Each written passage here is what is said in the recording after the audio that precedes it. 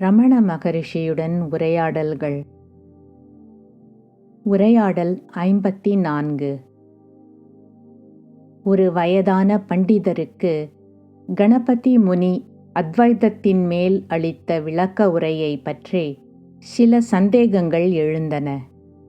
அவர் சில நூல்களில் இதை பற்றி முரண்பாடுகள் கண்டார். மகரிஷி சொன்னார், தட்சிணாமூர்த்தி அந்த மாதிரி ஏதும் கற்பிக்கவில்லை. அவர் மௌனமாக இருந்தார். சீடர்களின் சந்தேகங்கள் தீர்ந்தன. இதன் முக்கியத்துவம் என்னவென்றால், கற்பதற்கோ விவாதிப்பதற்கோ தீர்மானங்கள் கொள்வதற்கோ எதுவும் இல்லை. எல்லோருக்கும் நான் இருக்கிறேன் என்ற உணர்வு இருப்பது தெரியும். நான் என்பது உடல்தான் என்ற குழப்பம் இருக்கிறது. ஏனெனில் எல்லையற்ற சொரூபத்திலிருந்து நான் என்பது எழுகிறது. பின் அது புத்தியை எழச் செய்கிறது. புத்தியில் நான் என்பது உடலின் அளவிலும் வடிவத்திலும் தெரிகிறது. பரபிரம்மத்தை புத்தியினால் அறிய முடியாது.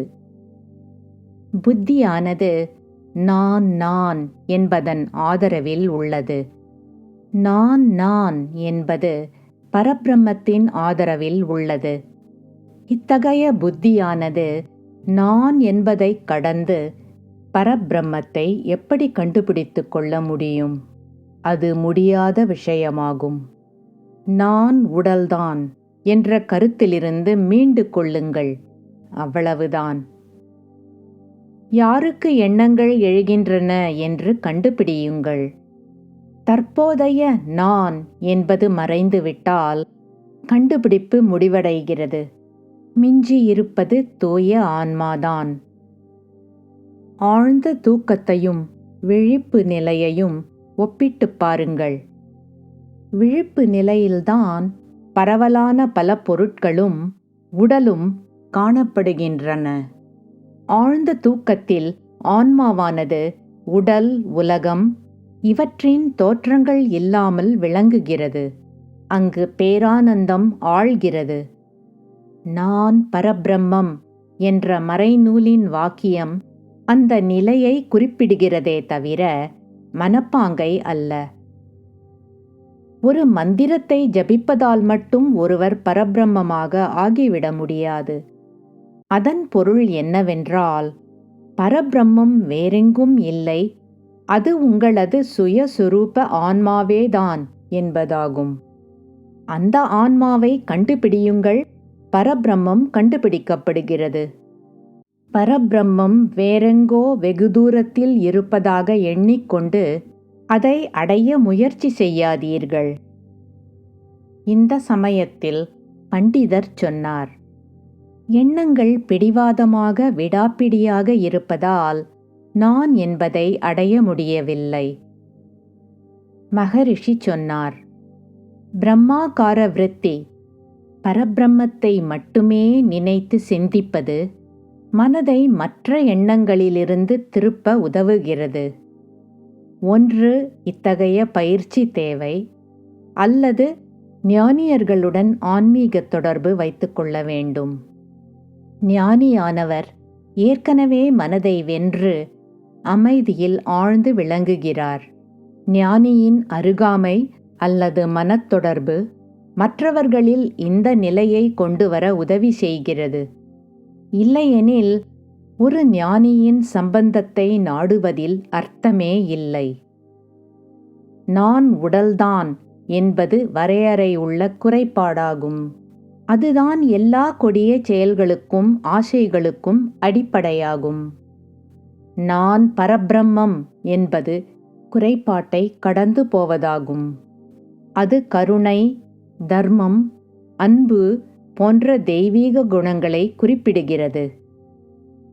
பக்தர் முக்தி அல்லது மோட்சம் அடைவதில் கிரகஸ்தர், அதாவது குடும்பஸ்தரின் பாங்கு அல்லது நிலைப்பாடு என்ன?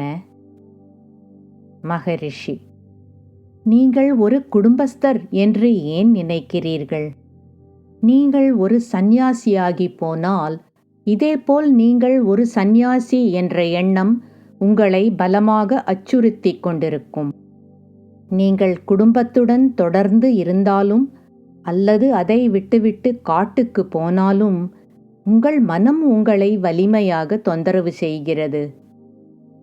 தான்மை அல்லது நான் என்பது எண்ணங்களின் மூலமாகும்.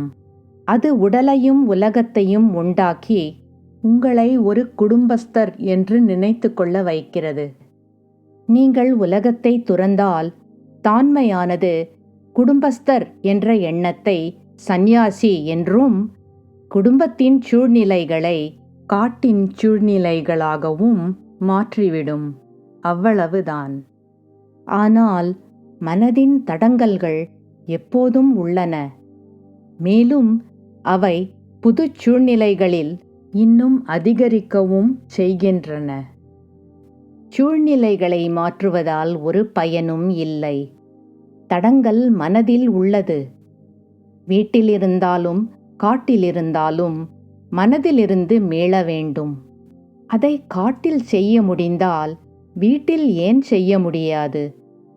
எனவே சூழ்நிலையை ஏன் மாற்ற வேண்டும்? நீங்கள் எந்த சூழ்நிலையில் இருந்தாலும் உங்களது முயற்சிகளும் யத்தனங்களும் இப்போதே செய்யப்படலாம். நீங்கள் விரும்புவது போல் உங்களது சூழ்நிலை உங்களை ஒருபோதும் விடுவதில்லை. என்னை பாருங்கள். நான் வீட்டை விட்டுவிட்டு வந்தேன். உங்களையெல்லாம் பாருங்கள்.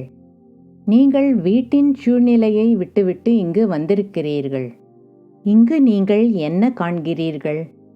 நீங்கள் விட்டுவிட்டு வந்த இடத்தில் இருந்த உங்கள் மனத்தை விட இங்கு உங்கள் மனம் வேறானதா?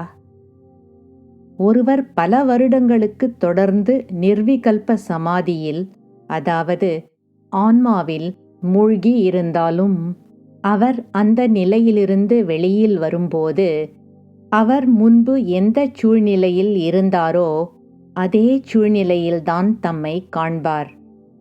இந்த காரணத்தால்தான் ஆதிசங்கரர் தமது மிகச்சிறந்த காணிக்கையான விவேக சூடாமணியில் சகஜ சமாதியை, அதாவது ஆன்மாவில் மனதை இழந்து ஒன்று சேர்ந்து கலந்து விடுவதை வலியுறுத்துகிறார்.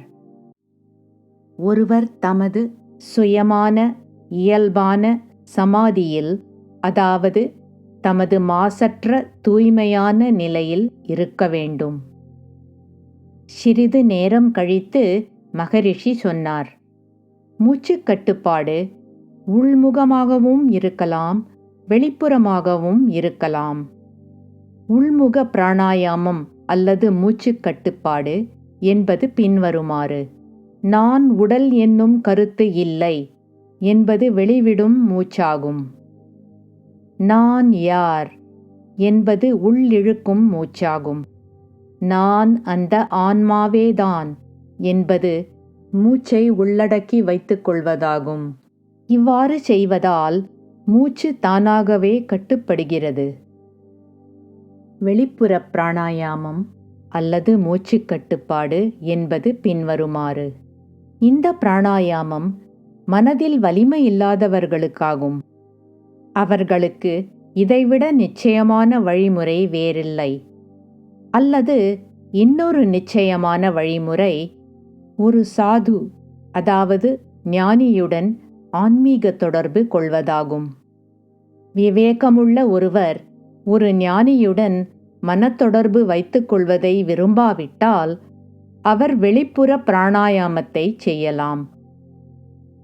ஒருவர் ஒரு ஞானியுடன் ஆன்மீக தொடர்பு வைத்துக் கொள்ளும்போது மற்றவர்களுக்கு தெரியாமல் இருந்தாலும் ஞானி அவருக்கு தேவையான மன வலிமையை அளித்தால் பிறகு பிராணாயாமம் செய்வது ஹதயோகத்தில் விளக்கியிருப்பது போலவே இருக்க வேண்டும் என்று அவசியமில்லை.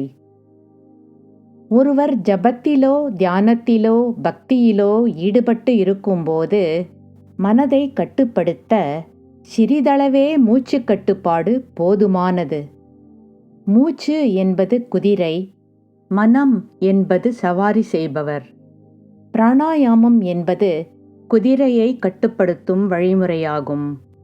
இவ்வாறு குதிரையை கட்டுப்படுத்துவதால் சவாரி செய்பவர் கட்டுப்படுத்தப்படுகிறார். சிறிதளவே பிராணாயாமம் செய்யப்படலாம். மூச்சை கவனித்தவாறு இருப்பது ஒரு வழிமுறையாகும். மூச்சை கவனிப்பதால் மனமானது மற்ற நடவடிக்கைகளில் ஈடுபட்டு இருப்பதிலிருந்து இங்கு கவர்ந்து இழுக்கப்படுகிறது. அது மூச்சை கட்டுப்படுத்துகிறது. முறையே மனமும் கட்டுப்படுத்தப்படுகிறது. வெளிவிடும் மூச்சையும் உள்ளிழுக்கும் மூச்சையும் செய்ய முடியாவிட்டால் செய்ய வேண்டிய அவசியம் இல்லை. ஜபம், தியானம், பக்தி போன்றவை செய்யப்படும்போது சிறிதளவு நேரமே மூச்சு உள்ளடக்கி வைக்கப்படலாம். இதனால் கூட நல்ல விளைவுகள் தொடர்ந்து வரும்.